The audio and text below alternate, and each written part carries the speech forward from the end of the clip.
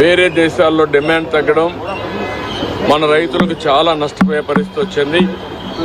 ఆ విషయమే మంత్రి గారికి చెప్పాను. ఎట్టి పరిస్థితుల్లో రైతులను ఆదుకునే బాధ్యత మన మీద ఉంది. రైతులను ఆదుకోవాల్సిన అవసరం ఉంది.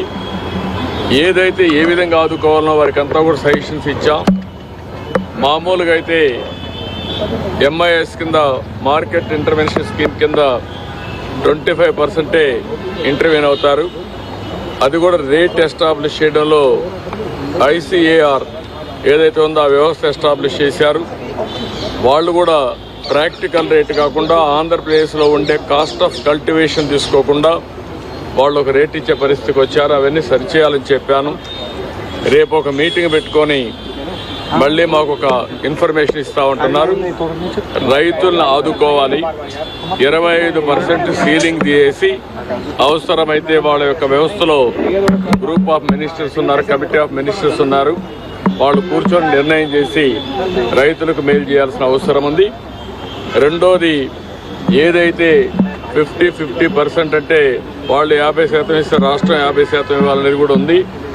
దాన్ని కూడా ఏం చేయాలని కూడా ఆలోచించమన్నాను. ఏదేమైనా రాష్ట్రంలో ఉండే రైతులకు న్యాయం చేయాల్సిన బాధ్యత ఉంది. అందులో కూడా ఇప్పటికే కొంత మార్కెట్కి వచ్చింది, కొంతమంది నష్టపోయారు, ఇంకా కొంత మార్కెట్లోకి వస్తూ ఉంది. దీనిపైన ఎక్స్పోర్ట్స్ ఎందుకు తగ్గాయి, ఎక్స్పోర్ట్స్ని ఏ విధంగా స్టెబిలైజ్ చేయగలుగుతాం. రేపు ఇక్కడుండే కామర్స్ డిపార్ట్మెంట్ని, అదే మరి అగ్రికల్చర్ డిపార్ట్మెంట్, మినిస్ట్రీస్ అన్ని కూర్చొని మాట్లాడి ఈ యొక్క ఎక్స్పోర్ట్స్ను కూడా ఎట్లా ప్రమోట్ చేయాలని కూడా వర్కౌట్ చేస్తామని చెప్పి హామీ ఇచ్చారు. అల్టిమేట్గా ఒక హోలిస్టిక్ అప్రోచ్ 25% నుంచి ఇంకా పెంచడం, ఇంకో పక్కన ఏదైతే రేట్ ఉందో కల్టివేషన్ కాస్ట్ ఆఫ్ కల్టివేషన్ ఉందో దాన్ని రియలిస్టిక్గా తీసుకొని చేయడం.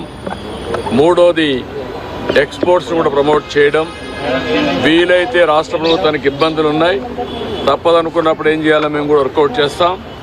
కానీ రైతులను ఆదుకోవడం అతి ముఖ్యమైన ఉద్దేశం. అది చేయాల్సిన కోరాను. రేపే మినిస్టర్ గారు వస్తానే ఫస్ట్ మీటింగ్ పెట్టుకొని అన్ని విధాలు ఆదుకోవడానికి ముందుకు వస్తామని చెప్పి కూడా హామీ ఇచ్చారు. ఎల్లుండి నేను కూడా ట్రేడర్స్తో, అదే మరిగా మార్కెట్ కమిటీ వ్యవస్థ అందరితో మాట్లాడి దీనికి కారణాలు ఏంటి, ఏ విధంగా స్టెబిలైజ్ చేయాలి, ఏ విధంగా రైతులను ఆదుకోవాలని ఆదుకోవడం కోసం అన్ని